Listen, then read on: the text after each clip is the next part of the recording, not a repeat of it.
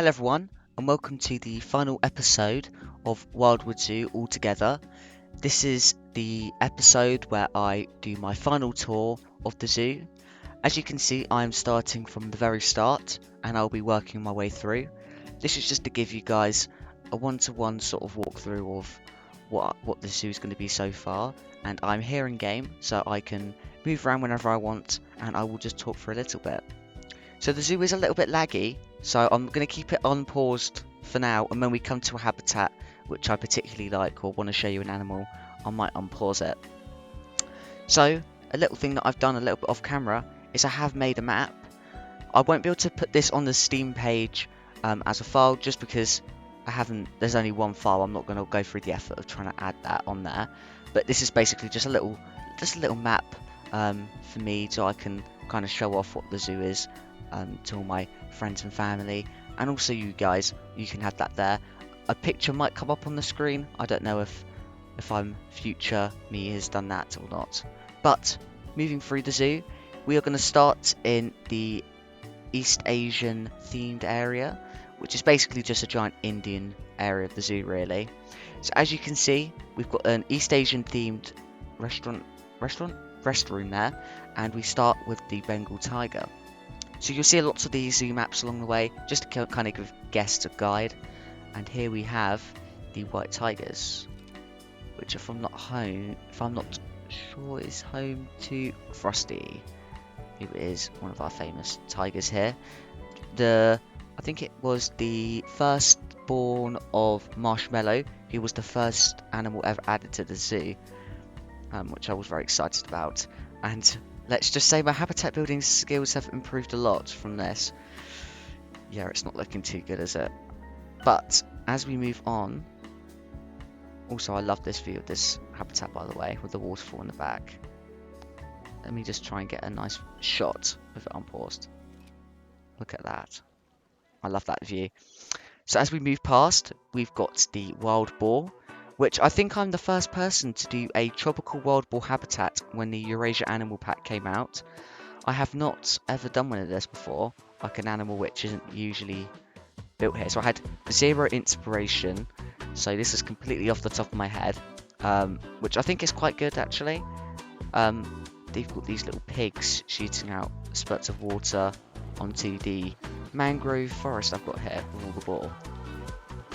It's quite heavily populated, this habitat, which I'm not particularly happy about, but this is mainly because when I was building the zoo, I had lots of baby piglets that were running around, so it didn't really have much to do except grow up, so they've all grown up and they're all stampeding around now and in the way. I've got these little mud huts here, which are very good inspiration. I have never seen these before, and I don't remember what zoo it was, but they had something similar to this, and I thought, I'm going to nick that idea, and okay, I certainly did, because they are pretty good. He's rubbing himself against that tree, which is, I don't think oh, yeah, look, I've never seen that animation before. Interesting. So, moving through the Indian subcontinent, we encounter the dull habitat, but just before we get to the dull habitat, we have an Indian market, which is home to, we've got some gulpies, we've got some balloons, information, so like umbrellas and stuff, and you've also got chief beef for the burgers. But this is probably not my favourite habitat, but my most ambitious habitat I've done. I have not done this ever before, done like a underground tunnel beneath you, and you can kind of look out. There's a doll in the water there, and when I look around, there's not many doll habitats, and specifically in Planet Zoo itself, not many like content creators have actually built for these, which is a bit of a shame because they are like one of the cutest animals, but I do think the model isn't that great. It's a little bit too slim for me personally. I think it should be a little bit more fluffy. So we come to this T-junction here, or whatever you call crossroads. We've got the Rhino River Ride to our left, which is home to the large mammals of India, and to our right we have the Gario River, and in the middle we've got the Gibbon Island. So first of all, I'm just going to do a little tour on the right side, going to the Gara River and Gibbon Island, and then we'll go back around and tour the Rhino River ride. Okay, so the Gharials are here. There they are. Oh, I forgot how many there were. This is actually probably my most, I don't know what's the point of it, but definitely my favourite habitat I've done, I think, ever. This is my favourite habitat in this area. Definitely one of the best I've ever done. This is just overall, if you want like an enclosure which is river-like, tropical, this is very agrarial habitat, I would say, and very zoo-like. And the fence here particularly, like the barrier, is just very well done in my opinion. I'm very impressed with myself. It is definitely amazing, and I don't know, it just has that sense of tropical about it. But as we move into the Gibbon Island, there is 2 islands technically, so it should be called Gibbon Islands. The first one is more of a shelter, so when it gets rainy, the gibbons can grumpily stay there. And we've got the larger one, where, oh my god, the gibbons are brachiating across that. Oh my god, I've never seen that before. The way they run is so cute. Oh, he's doing it again, look. And I like how we go on his feet and then back. That's quite clever. That's very cool. I've never seen that before. It seems to be I'm very lucky today about that. I haven't seen many animations. And here, part of the Rhino River journey, Rhino River ride. Forget about it. This is the swamp area. This is mostly a North American swamp, but I didn't really go for that. But I've ended up using these tupelo trees, which are from North America, which I think are quite nice. They fit the area quite well. So, yeah, and there's a couple of things I wanted to add. I'll tell you about that when I got on the river ride, actually. So let's just quickly go on there. So, if we hop around, I am using the explore mode, which I haven't used often, but it's definitely slower than what I'm used to on the free look, where I can just kind of skip ahead real quick, which is a bit of a pain, but we'll get there eventually. You do get the back view of the Gibbon Island, which is pretty nice around here, and you also get a little preview of the elephants. So as we get around here, I need to try and get on this ride somehow. Be nice if I could get onto the next one. Here we go. And I found the back to be the best. So if we go on the middle one here, the back, we should get a pretty good view. Oh, and to your left, you get to see the elephants. Not a great view, but she's looking at us, bless her. It's an amazing view, really, of the elephant. That's definitely one of the better ones I've had. And then to your right, you do have the Indian rhino as well. Don't see any over there. Let's have a look. Don't know if there's another elephant. No. Ah! There is a rhino there. Yay, we're so lucky. It's very rare to see the rhinos on here, so you're lucky to see that. And to your left, you've got more elephants. This is the albino sanctuary for them, and I can't tell anymore, but there's the male there. I don't know if he's got a name. I haven't had any people name after the elephants yet, which is a bit of a shame. Which is a bit sad, but there's so many elephants in there, and there's so many babies that I just can't. But this is basically it. You've got like this Tasmanian devil sort of sculptured area. I don't really know what that's meant to be, but I quite like it there. It kind of gives a little introduction to the area, even though it's technically the third area you want to visit. And obviously it's very foggy here and very, I would say, swampy. But actually I spent, when I was building this was obviously off camera, but I spent a solid 10 minutes looking for a crocodile animatronic that's like in Planet Coaster, and I couldn't find one. And I think it must have been about 15 minutes in, which I thought, Planet Coaster is probably the only one with animatronics, as it is a theme park game. So I don't know why I thought that, but hey ho. Over here you get a view into the Nile Lekwe habitat. So we are entering the grasslands. Obviously you can turn right here, but this is not recommended. This is just kind of a cut path in case you need to go that way. But you get a little map just to tell you where to go. We're going to follow this long path and up the top there.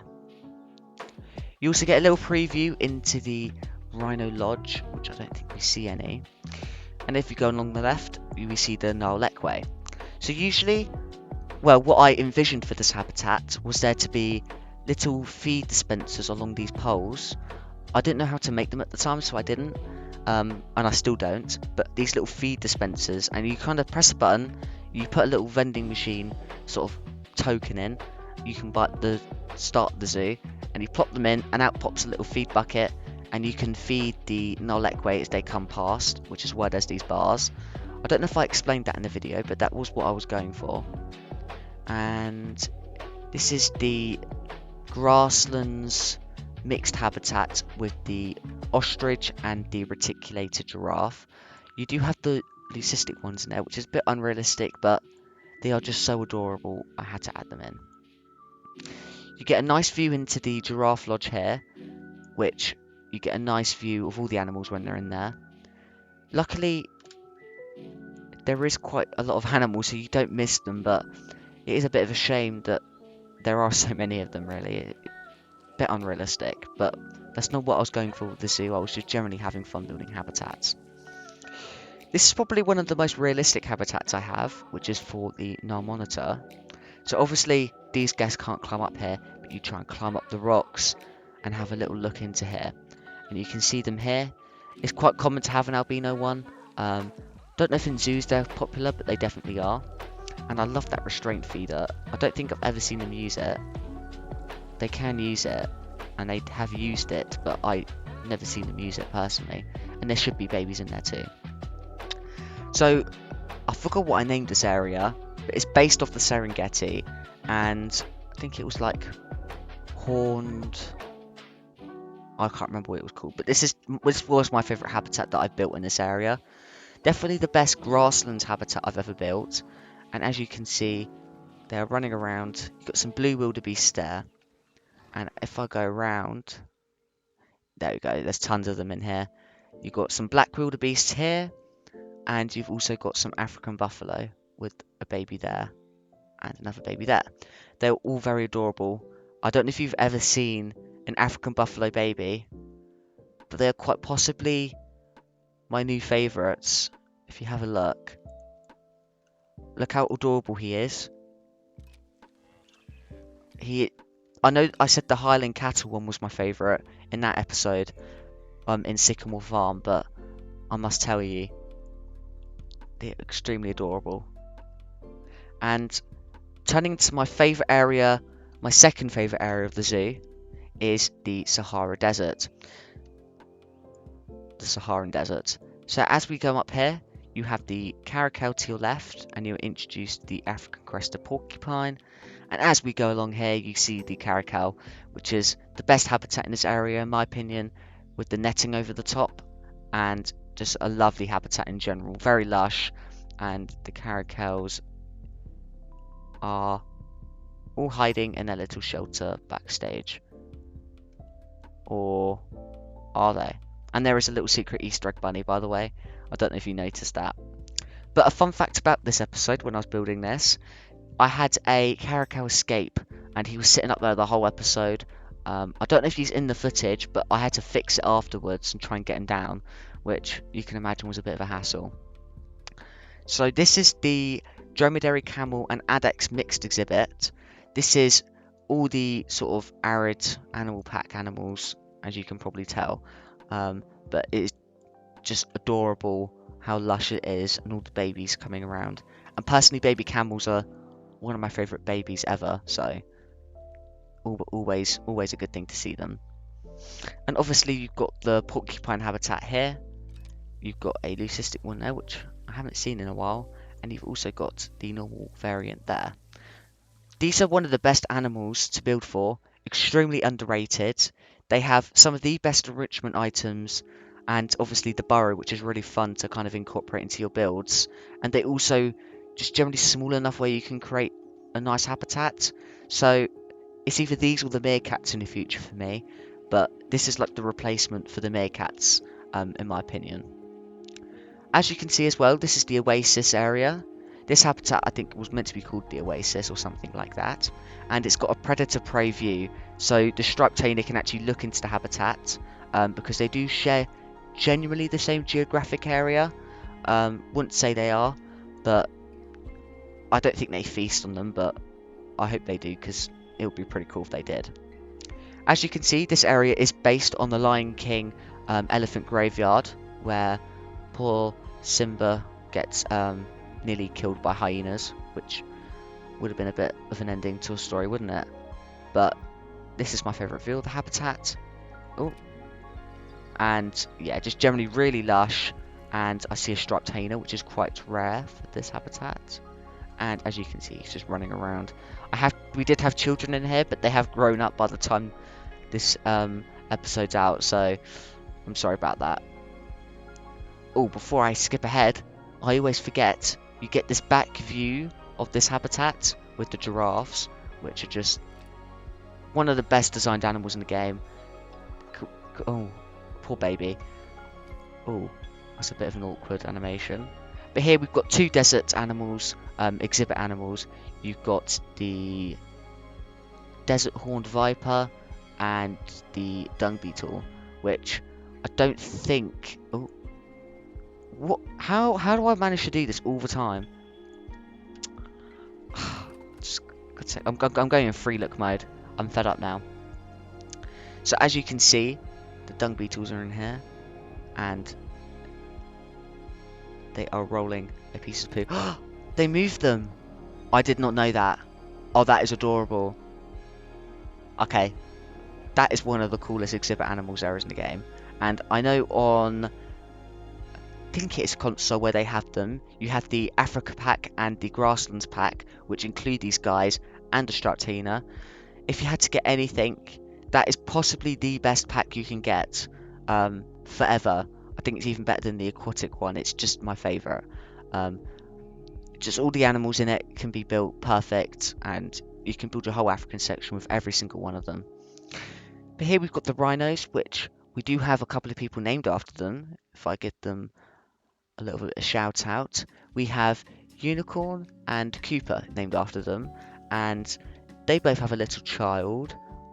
And here he is, and I don't think he's named, but his name is Thembal. Tembal. Don't know how you pronounce it. But these are, again, I prefer the black rhino, but the southern white rhino, or the, as it was meant to be called, the square-lipped rhino, is definitely one of my favourites.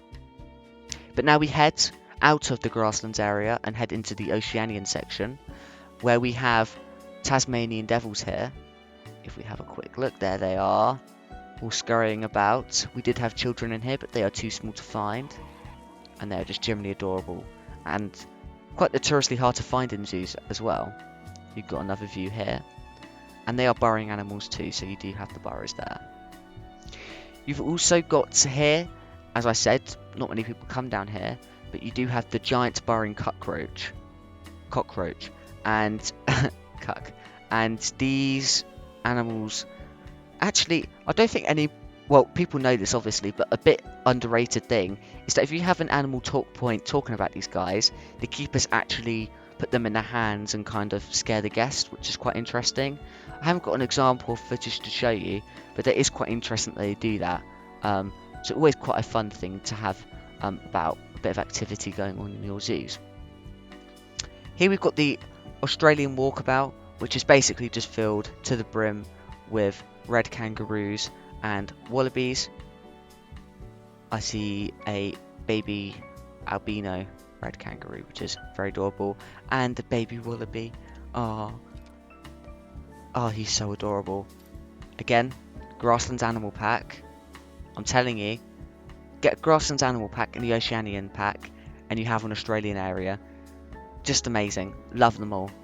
And here we've got the quokka, which bit densely foliage packed area, but I recommend don't use this much foliage and just stick to more sand in this, because as adorable they are quite hard to find. And oh my god, I found the baby, which is impossible to find, the little rat. He's hiding in his food, but camera shy, obviously. So, again, another zoo sign. And you can go back if you're tired, but we are not tired. We have more to do. And as we go to my favourite area of the zoo, there's a koala sign pointing us in this direction. Here is the koala. Obviously, not climbing. I don't think so anyway. Nope. And as you can see, there's two babies in here. They're never climbing and never will climb. But they are very adorable. Oh, that's not one. And we've got an albino in here too, which is always adorable to see. Okay. So here we've got the cassowary, which is definitely an underrated animal. Just look how beautiful it is. This model is possibly one of the best models they've done ever. Like, it's in one of the oldest. Does that make sense? The oldest, best model out of all the things they've done. It just still looks amazing compared to like the swan, for example, which has such amazing feathers. And the babies, I've never ever seen before. So, oh my god, their eyes are huge. I didn't notice this, but they have reflections in their eyes. Wow, did not know that. And look, they've got little two wattles. I've never noticed that before. It's so adorable. You get another view of the Australian walkabout, and we entered the crocodile country, which there are both named after Mario and McLovin. These animals are extremely dangerous, so you do not want to jump in, but do have a little education sign about them, because they sadly, you know, are looked down upon in Australia, let's say that. And moving on to most likely, people would say the most unethical of the two areas, is the little penguin and the platypus. This is mainly because, number one, platypus over there are nocturnal, so should not be out in the open during the daytime. And also, they generally shouldn't be kept without netting to prevent them from being attacked by bird of prey and raptors. And specifically, the same with these guys, the little penguins, which are just absolutely adorable. And I'm pretty sure there are named ones. This could be it, actually. Nocturnal, I found it. It's swimming right in front of you. And this nocturnal is the piebald penguin in this habitat, which is very, very adorable. But we've got to hurry up and look at the volcano, which is the shelter for the kangaroos and wallabies, which is very cool. You've also got a volcano in the back there, and this is home to the platypus. And I could not believe it, but they are out. And this is my best viewed video on my YouTube channel. So thank you guys for viewing this habitat. I can see why this is definitely one of my favourite habitats I've ever built. Just generally the river going through and the lake at the bottom. It fits with the platypus and is very, very volcanic / part of the Oceania pack. And you could say overlooked animals, because there are actually emus underneath us. And if we go down here, this is the best view you get of the habitat. And there's one there. And there should be a baby in here, but you never find them, do you? Because they're just too small. Ah, there they are. There's two. Didn't know that. And they're just adorable. Not as cute as the cassowary, actually, with the two little wattles below it, which is really cute. So as we go up to possibly my favourite area, second favourite area, because the one we just went past was my favourite. Tiger Trek has one of the best themed areas. It has two areas, which is being Siberia and the Himalayas. So this is the red-crowned crane. Get a generally nice view of this. One of my better habitats I've built. This whole area is definitely my favourite due to, well, not my favourite as in like one habitat, but my favourite altogether. It all fits really well together. So yeah. So before you head into the Christmas market and down that, Siberian forest is the best way to go down, and using your trusted little map here, it should push you this way. And as we go up, There you go, nicely themed. As you can see, I've done a lot of work off camera that you possibly have not seen in recent tours. So, as you can see, there is a pseudo-melanistic baby child, which is extremely cute and very rare actually. They're quite hard to find, but I did manage to find them. And the adult is in here, and we have another normal one as well somewhere. There she is. So as we go through, without being eaten by a tiger, you've got a little education banner there, and you've also got an second indoor shelter there. So you come out to the cross sections here. My recommendation is you follow to the right and just keep another eye on all these animals here. You can see the baby sleeping there. These people have a great view. And a little sneak peek over there, and we come up here to possibly the best view of the habitat, this one, where you can see the tigers as they climb up, and you also see them playing in the water, which is quite common, I find, when I look over here. So this whole area now is inspired by London Zoo, by their, pretty sure they've got Sumatran tigers there, definitely one of the smaller species, unlike the largest one here, and they usually have this area here, and they are always sleeping here, and you can get right up close to them, and me and my friend have a selfie with one of them, which is very adorable. And in this habitat we have, I think we've got the new morphs. Yes, I see one. If we go have a little look. Yes, so this is the golden tiger, which he's smiling for us with his tongue out. That's a really funny expression, and his eyes are just absolutely beautiful. And yep, over here we have the leucistic one, which is, oh, they're all in adorable positions today. I don't know if this is just leucistic or if it's, yes, okay, it's just leucistic. Okay, nothing special there, but, well, it is special because you don't see many of them, but it's very cool nonetheless. So there is 3 layers of protection here because I don't want people getting eaten, and specifically this area, that rock wall is just, love it. Definitely one of my favourites. And to your left, you get a view to the polar bears. Well, is that one sleeping? Or is it just a boulder? It's a boulder, but it is actually a polar bear. How adorable. And obviously they've got that giant lake there because they are semi-aquatic. So, as you can see, the forest looks very, very cool, and we will be entering the train station and going onto the train. You've got a map here to guide you so you know where you're going just before you enter.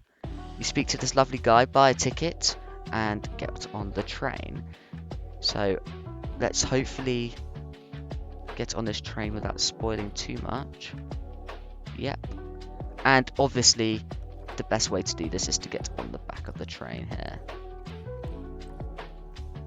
Okay, let's get to the back of the train, and let's go to the left seat here, and let's head off. So this area is very, very well done in my opinion. You can see the forest is very, very dense, and you can just generally get a feel like you're going through the highlands. So you've got mountain and a glacier there, which I had to study a lot to kind of understand why they aren't, and that's because they carve mountains. So make sure you don't fall in, because the polar bears might eat you. There's one coming out of the water there, and you get this beautiful view of the snowy glaciers to your right and the mountain. And to your left you've got the seal, which you could just about see one there, but mainly the seals are in crates by the looks of it, but they're all in the water usually, so you don't see them as often. So you've got the snow leopards here, which are a little harder to see. I think one's eating the gift box there. Surprised to see one of them. I never see them when I go. But generally speaking, very well done forest. And you get a little sneak peek into the mountain over there with the Himalayan. It's just generally well themed in this area. And you've got a non-snowy peak mountain and just a general nice forest feel. And you can see the tark in there, which are my favourite ungulates we have in Planet Zoo so far. To your right, you have a nice view of Wildwood Zoo, as it comes to an end, and you can see giraffes. Make sure you don't fall off because there are striped hyenas, and yeah, just in general, going past the Christmas market, it just feels nice and cozy. And you look to your right, and you start to enter the Oceania area. And as we come up this hill, we do go a little bit quick, but you do get to see a very interesting new area, which has never been seen before in this. Um, Ignore them rocks. They should not be there. And yeah, just generally look at that view to your right. The volcano and the eucalyptus woods. So, this new area, I might pause on my way down just to give you a little bit of a tour of the new area which has never been seen. And if you have a look, you can just see you've got a waterfall there, a lake, and just a little bit of a creek going on here really, with some hydrangea bushes and just sycamore trees, woods. Got that feeling of it being in a forest, and like that wooden lodge, that view is just one of the best. And as you can see, I have finally finished that wall that took me absolutely ages with the open plains. Sadly, there are no deer that I wanted to add, just because there's no point, because number one, you won't see them. And there's a waterfall for the tiger habitat with their lovely big pond there. And as you can see, tigers are playing about there. He's running about. But sadly, the train journey has come to an end with the forest right below us and the rock wall there. So, let's just get back down. Let's close that. Okay, let's keep going. So there's no easy way. You've just got to go educate yourself about the tigers on your way down. And always look, because usually in the zoo you don't see tigers, so having a double look always is a good option. So let me unpause, it's getting a little bit laggy here. And as you can see, you've got two polar bears over there. One swimming, which is in Polar Plunge. So as we head down to Polar Plunge, it's icy, cold. To your left, you've got the kelp forest of the grey seal habitat, which is where you'll mostly see all of them. Don't know why there's a glitch here with the glass, but as you can see, it's very cold feeling in here. And over here, you've got the polar bears, which you can see. They do usually deep dive, but they don't seem to be doing it at the minute. When I first came here, they were deep diving all the time. I don't know why they're not, but they're both swimming anyway, so you can see them very clearly because it's a bit weird. But it's very clever, that area, in my opinion, because of the railways, and it kind of looks a bit realistic in that sense. So this is the grey seal habitat, showing you about them being caught by bycatching, and a little bit of education about them too. So, right here we've got the red panda habitat. Oh wow, very rare to see them out, I must admit. They are always in their little cabin or on that platform, and they can never seem to get out. So that's amazing, we see them. But very small habitat. But I found out that red pandas, they're always in small habitats. Stop the red pandas in small habitats. Get them big enclosures. I like them in big enclosures. It's easier to spot. But talking about small animal, big enclosure, the snow leopard, who is a very, very small animal in this game. I see one in the back, but there is none out the front. Yeah, they're both at the back by the looks of it, which is a bit of a shame. And also, I just want to see the grey seals lying down. Ah, look at them. Anyway, let's head down. And this is my favourite building I've ever built in the game, by the way. Just in general, the banner looks like a snow leopard. The building looks Himalayan. The banners, just this whole area is just 10 out of 10 for me. And specifically, the Tarkin is semi-Himalayan, I would call it. They're not particularly found in the Himalayas, but they are found. These ones specifically are found in Sichuan, which is more China and Myanmar than the Himalayas, which is more Nepal. So this is a different habitat design. As you can see, it's a little bit older with the cracks and stuff. Definitely something new I've tested, and that's because of my zoo visits to like London Zoo specifically this is based on, and Chester Zoo, which is heavily based on the snow leopard habitat over there. I'd be sure to check that out, by the way. It is very, very cool. And you've got this little other section here, get a little briefing into the cave over there, and you've also got this education about Tarkin and how all the little facts have helped us educate about them. And as you look to our last animal we're going to tour, it is of course the Amur leopard, which I can see the melanistic one in there, and I don't think the normal one is out, sadly. If we just have a look, nah, I'm afraid not, but there are usually leopards out walking about. This is a pretty good size habitat for leopards. They can climb up here and obviously go up the mountain a little bit, but they can't get up any further than that. But anyways, this is the end of the zoo, and let me just pop these people's balloons in celebration. Okay, right. Thank you so much for watching today's video. This is a bit of a longer one, so I'm sorry about that. But this is definitely what I would say my very, very favourite zoo I've ever built in this game. Definitely my largest, and I hope to build another large one again. And you should expect this on the workshop the day this is out, or the day after, depends when you can see it. But be sure to leave a review for me, so I know you've all seen it, and let me know what you think about it in the comments. And if you do want to be named after an animal, I will do that, and I will update it on the workshop so you can check yourself out. And I will see you on the next one, where the next series, a little bit of a clue, will have lots of stories. I have done a lot of detail, so there'll be less blueprints used and more, well, there'll be a little bit of blueprints, but it'll be more my design. And let's just say it's going to be themed more in the tropical section than it will be in the other ones. So I do hope you enjoy that. And depending on when the next Planet Zoo pack comes out, some things may change. If it's maybe a certain area like the Barnyard Animal Pack, which I don't think it will be. I think it will be multiple Zookeeper collection sort of animal pack. I will see, and I will adapt around that obviously. But my main zoo will be a tropical zoo, hopefully. So yeah, I will see you on the next one. See ya, bye!